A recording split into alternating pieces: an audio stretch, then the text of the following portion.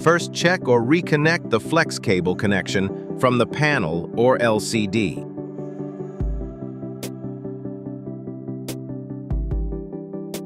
Remove and clean the gold plate pin connector using an eraser.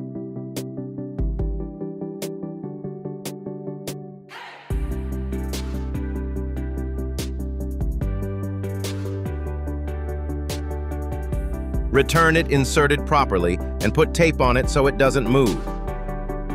Next, find the RAM stick.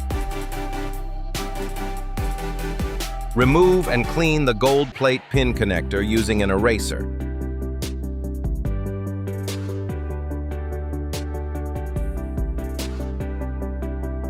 Return it inserted properly and try to power on the laptop that is plugged in with the battery charger. For more video tutorials like this video, and subscribe.